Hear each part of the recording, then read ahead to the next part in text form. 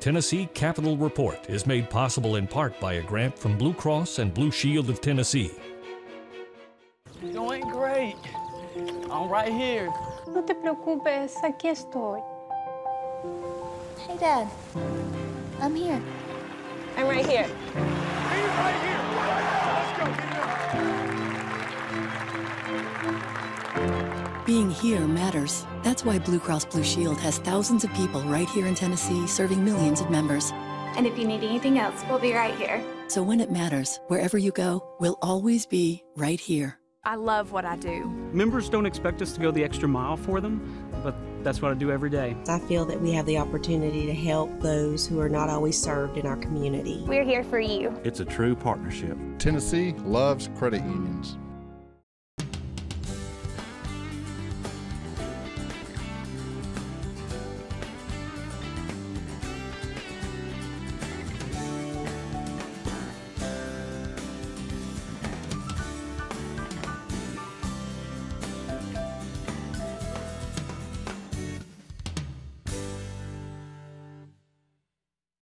Welcome to Tennessee Capitol Report. I'm your host, Chip Hoback.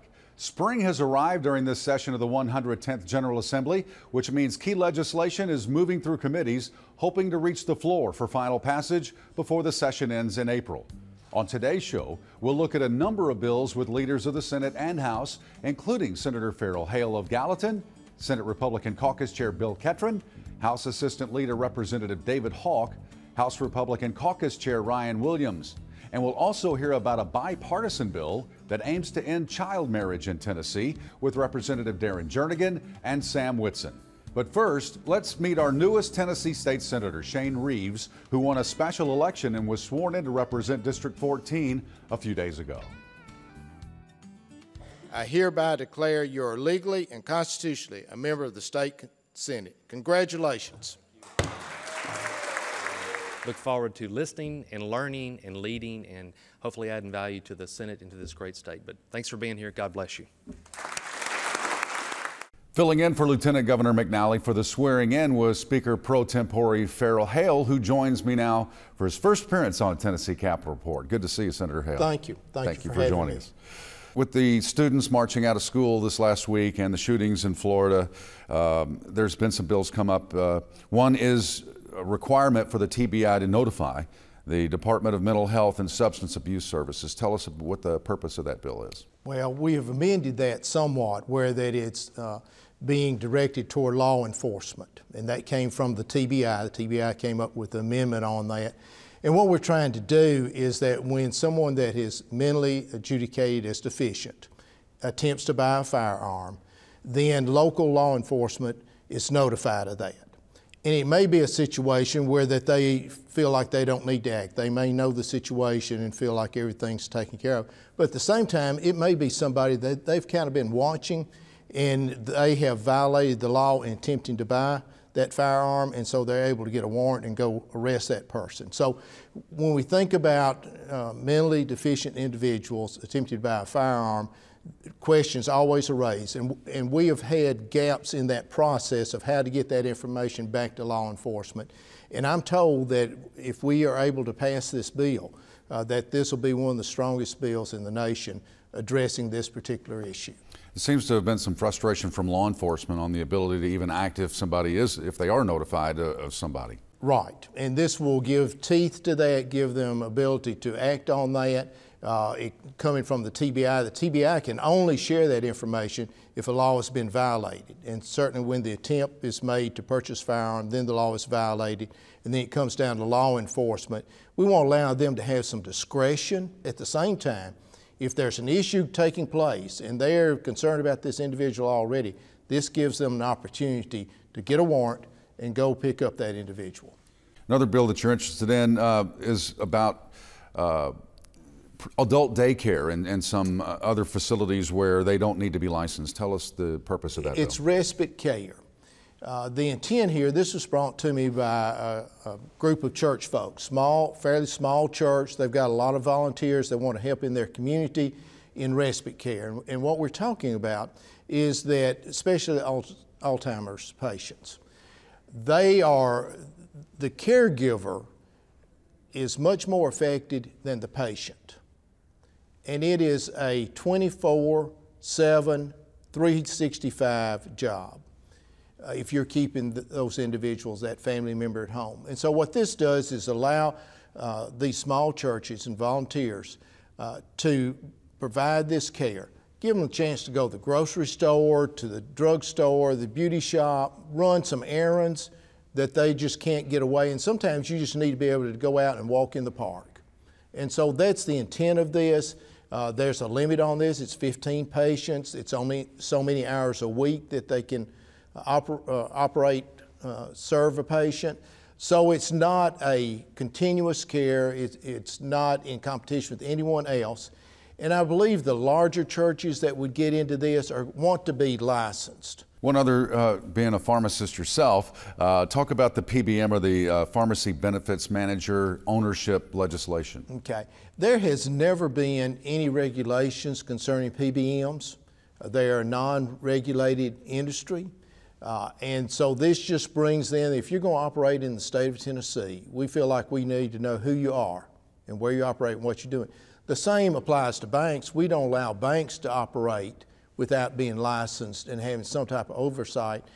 The PBM industry is huge, and we've had no oversight whatsoever, and this just is asking them to register where at least we know who they are and what they're doing.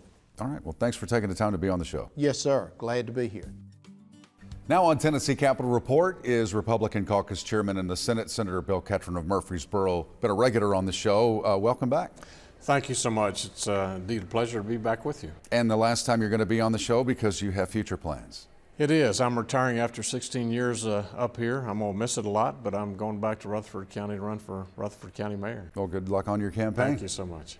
One of the bills that we want to talk about is, as the technology advances, everybody's talking about bandwidth and mobility, and there's a 5G bill. What does this do to prepare the state for the new technology of 5G? Really, this 5G small cell bill is going to transform the world that we actually live in. Japan, Korea have been on this for a couple of years. There are 14 states that have already passed this piece of legislation. 19 other states are looking at it as we speak. But it will open up that bandwidth for 5G. Right now your phone's a 4G LTE, and this is going to open up that bandwidth where all data will travel through there at a much faster speed.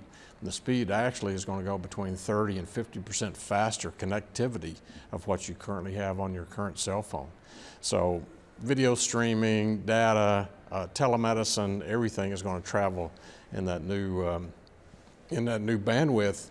But it's going to require shorter distances between poles inside municipalities. So we finally got all the cities, the big four around the state, they're all good with it. So we have the bill up this tomorrow. Matter of fact, we feel like we'll get it passed and put it behind us. So the carriers are going to be the ones that are going to be doing this move.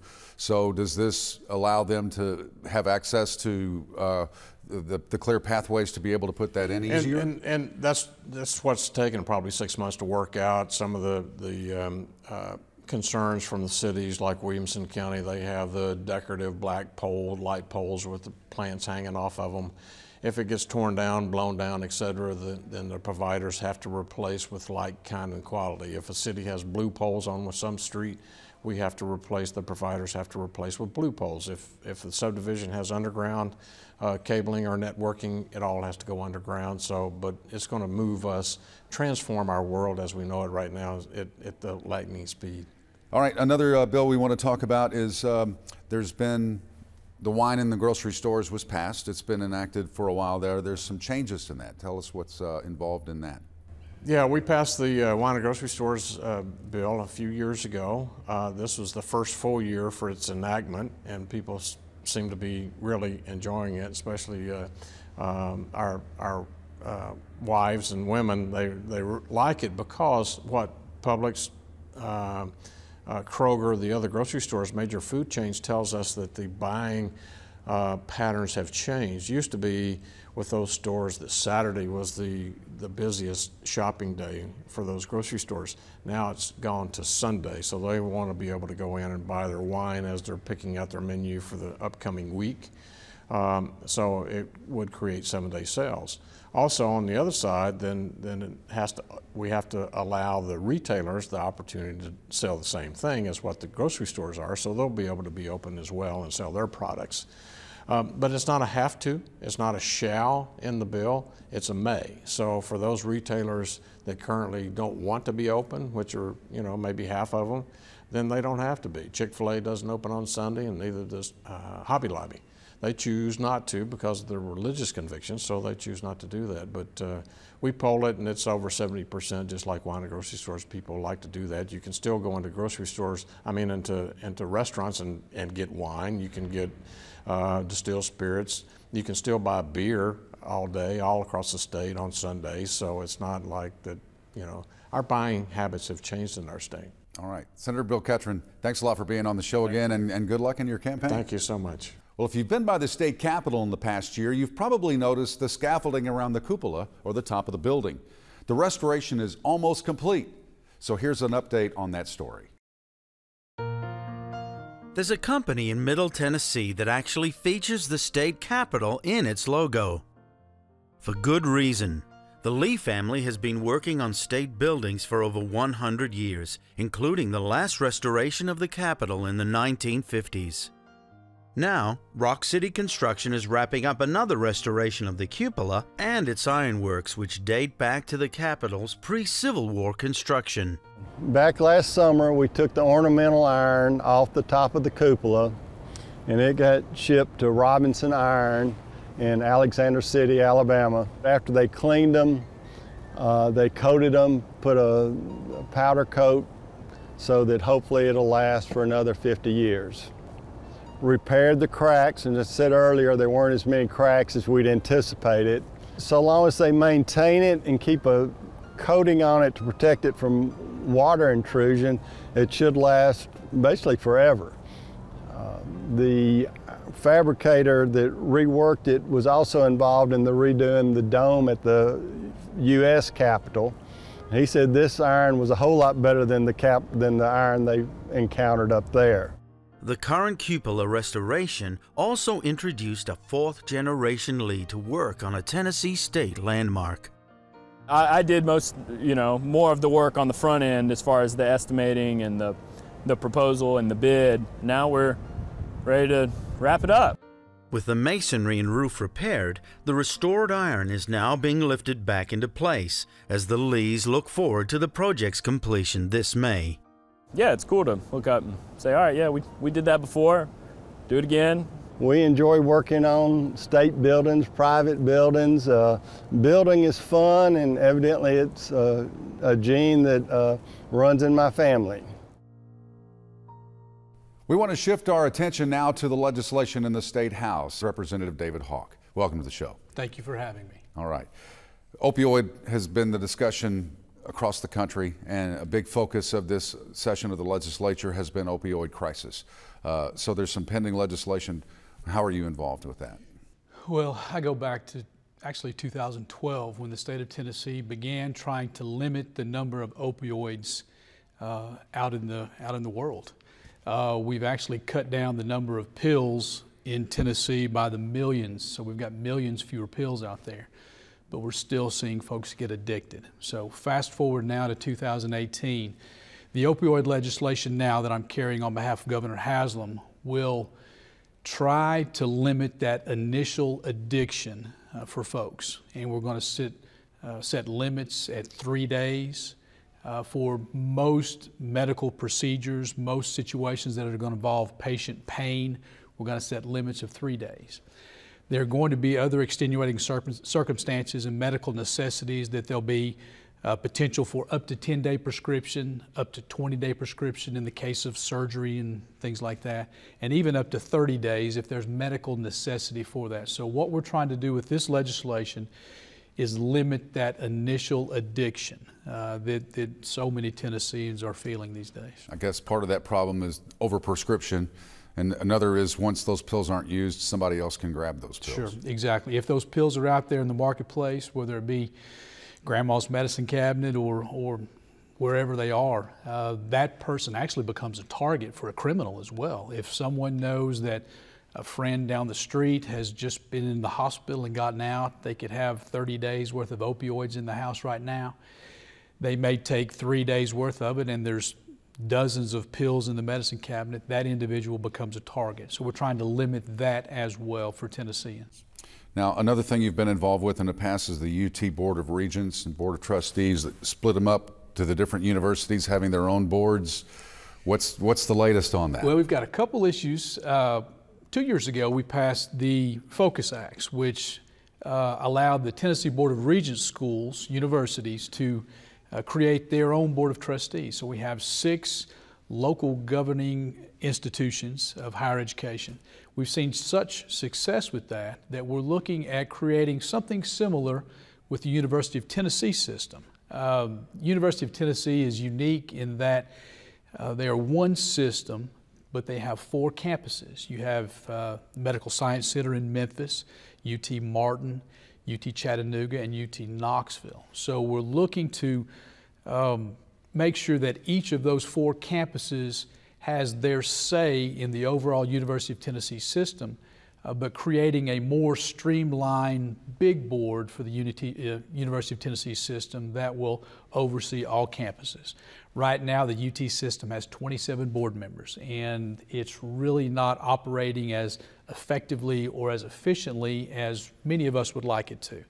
So we're looking to cut that down to either 11 or 12 members who are going to be very focused on the successes of the University of Tennessee system-wide. And then there'll be advisory committees coming up from each of the 4 campuses that I mentioned that will be advising the big board on what is best for their region and their institution in Tennessee. So it's been an interesting conversation. We're going to be in full House Finance Committee this week on that particular bill. All right. Well, we appreciate you taking the time to be on the show. It's an honor to be here. Thank you all very much. Joining me now is the House Republican Caucus Chairman, Representative Ryan Williams from Cookeville. Good to see you again. Pleasure to see you again today. All right. Let's jump into TennCare a little bit. There are some amendments to that and some bills coming up about reasonable work requirements for TennCare. Explain that to us. Yes, Representative Howell has House Bill 1551, which requires work requirements for those participants in TennCare. It's a really important topic, one the Speaker of the House has spent a lot of capital on herself, spending some time about it.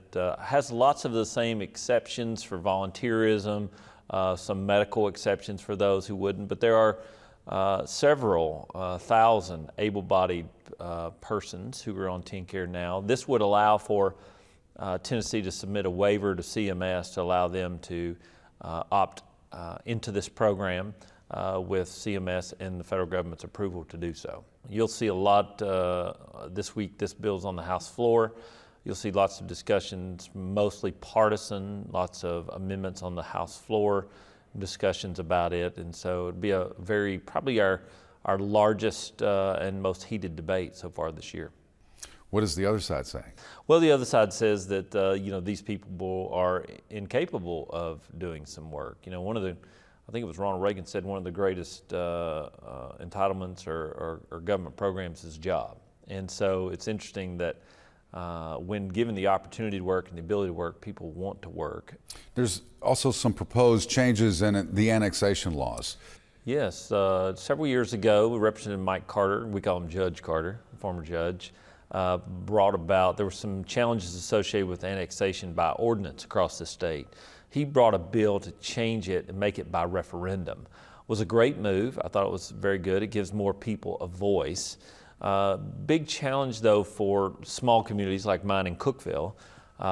If you do have somebody that wants to come in by annexation, you have to wait till the next election to do it by referendum, or you have to have a special election, which is very expensive to do, especially in small communities. But what this new bill would do, House Bill 2125, would allow for municipalities where, just like the referendum, where 50% or more of the land mass, if you will, wanted to be annexed in, if they did it by petition, they would have to reach a higher threshold of approval of 2/3, whereas in a special election, as you well know, they don't have to get a simple majority. And so what this would do is give a second pathway for municipalities to do that.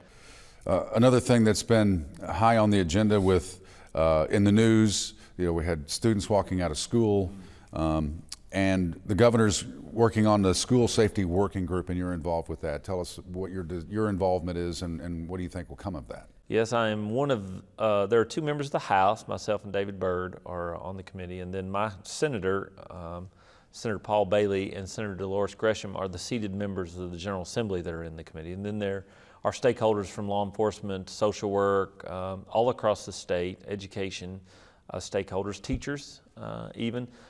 Discussion we've had the last 2 Thursdays where we discussed what are some of the possible things that we could do, change either by policy, if it's commerce and insurance, or by statute, and then those things that we feel like that are necessary that we should go ahead and fund to make our schools safer across the state. All right, Representative Ryan Williams, thanks for being on the show. Pleasure.